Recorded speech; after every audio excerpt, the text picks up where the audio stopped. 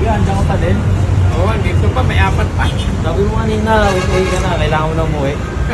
Kailangan lang amoy eh, hindi pa naubos. Oo nga nakabili na kami sa'yo. Oo, Paglabas sa akin, nandito ka pa din. kaya nga hindi pa naubos. Sige kuya, kasi uwi ka na, bibili na namin yan lahat. Ay, salamat. Magkano po ito? 100 lang. 100 ang balot mo. Para makauwi na kayo. Ay, salamat. At dito nagalak ang aking puso dahil ang unang sumagi sa isip niya at pinasalamatan niya ay ang Diyos.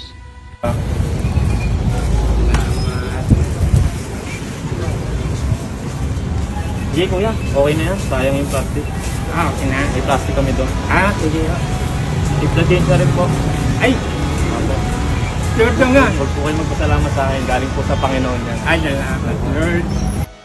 This time, napatayo si Kuya na para bang gusto niya akong yakapin at mangilid-ngilid yung luha niya, kaya naman pinagpatuloy ko lang siyang kausapin.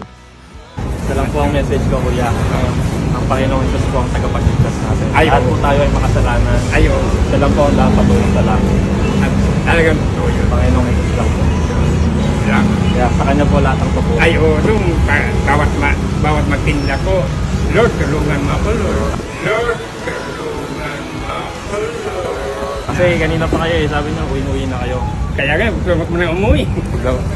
Parang 6 hours na kami nandun. Paglabas namin, nandito pa rin Oo, hindi pa naubos eh. po. Thank you po kay Lord. Oh, salamat kayo, Lord. Lord po sa pag-uwi. Oo. Si Kuya kanina pa siya, umaga pa lang. Ngayon, alas 6 na ng gabi. Paglabas namin, nandun pa rin siya. Nandito kasi kami, nag-ayos kami ng documents. And kanina kasi, paulit-ulit niyang sinasabi na, Sir, baka gusto niyo bumili ng mangga. Kasi kailangan ko na talaga umuwi. Kaya bumili kami nung kanina, tapos paglabas namin, nandun pa din. Sayang kung may Bible kaming dala, bibigyan ko sana si Kuya ng Bible. Kaso wala kaming Bible. That's my personal conviction. Nilid ako ng Holy Spirit na i-share yung blessing sa Kanya. Kasi lahat ng meron tayo, sa totoo lang, hindi naman talaga sa atin eh.